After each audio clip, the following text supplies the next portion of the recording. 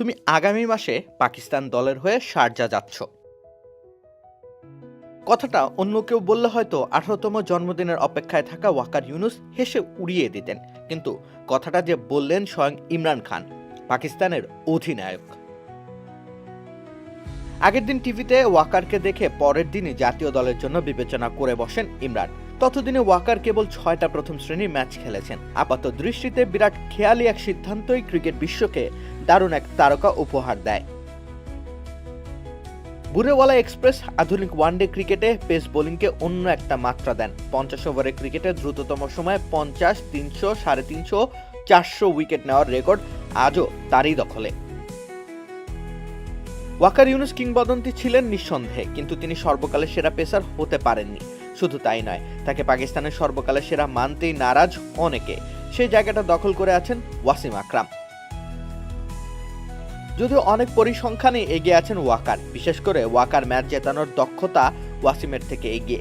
Wasim 356টি one day খেলেছেন, যেখানে Pakistan 199টি match জিতেছে। অপরদিকে ওয়াকার 262টি ওয়ানডে খেলেছেন, সেখানে পাকিস্তান 149টি ম্যাচ জিতেছে।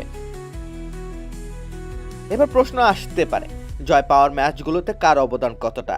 জয় পাওয়া 199টি ম্যাচে ওয়াসিম উইকেট পেয়েছেন 326টি, 5 উইকেট 6 বার আর 4 উইকেট 12 বার, ম্যাচ সেরা 22 বার ও সিরিজ সেরা 2 বার।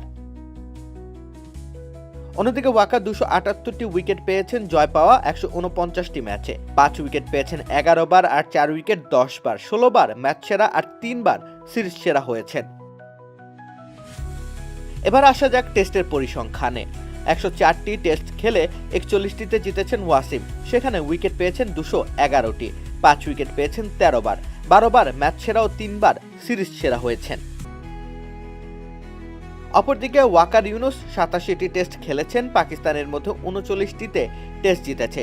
এখানে ওয়াকার উইকেট পেয়েছেন 222টি, 5 উইকেট পেয়েছেন 14 বার, 6 বার ম্যাচ সেরা হওয়ার পাশাপাশি 4 বার সিরিজ সেরা হয়েছেন তিনি। বোঝাই যাচ্ছে ওয়াসিমের চেয়ে কিছুটা হলেও প্রভাব বেশি ছিল ওয়াকারের, তবে তাকে সর্বকালের সেরা না মানার পেছনে আরও কিছু কারণও আছে। এর মধ্যে দুটি কারণ খুব বড়। প্রথমটা আক্ষেপ, দ্বিতীয়টা দলের অন্দরমহলের রাজনীতি। প্রথমত 1992 সালে বিশ্বকাপের আগে পরে দারুণ পারফর্ম করার পরও বিশ্বকাপ খেলা হয়নি ওয়াকারের। কারণ ছিল স্ট্রেস ফ্র্যাকচারে টুর্নামেন্ট শুরু হওয়ার 2 সপ্তাহ আগে ছিটকে যান তিনি। বিশ্বকাপ না খেললেও তিনি সেই বছরে উইজডেনের বর্ষসেরা ক্রিকেটার নির্বাচিত হন। আর দ্বিতীয় কারণটা হলো, নিন্দুকেরা মনে করেন ওয়াকার তার সবচেয়ে স্মরণীয় সময়টা কাটাতে পারতেন ওয়াসিম আকরামের অধিনায়কত্বে, তবে ওই সময় একাদশেই তাকে খুব একটা জায়গা দেওয়া হতো না। শোয়েব আখতারের উত্থান হয়ে গিয়েছে ততদিনে পেস বোলিং অলরাউন্ডার আজহার মাহমুদ আছেন, আর ওয়াসিম তো অধিনায়কই, তিনি তো থাকবেনই। ফলে ওয়াকার আসলে তার সেরাটা কখনো দেওয়ার সুযোগই পাননি। তাহলে ক্রিকেট রোমান্টিকরা যে 2W এর মধ্যে বিরাট বন্ধুত্ব খোঁজার চেষ্টা করেন, তা কি ভিত্তিহীন? সেটা ভিত্তিহীন হোক কিংবা না হোক, দুজনের যৌথ অর্জনও কম নয়। একসাথে তারা যে 56 টেস্ট খেলেছেন, তাতে 22.39 গড়ে নিয়েছেন 476 উইকেট। সুইং বোলিং এর এমন জুটি পৃথিবীর ইতিহাসে ভীষণ বিরল। রাকিব হোসেন রুম্মান, খেলা 71।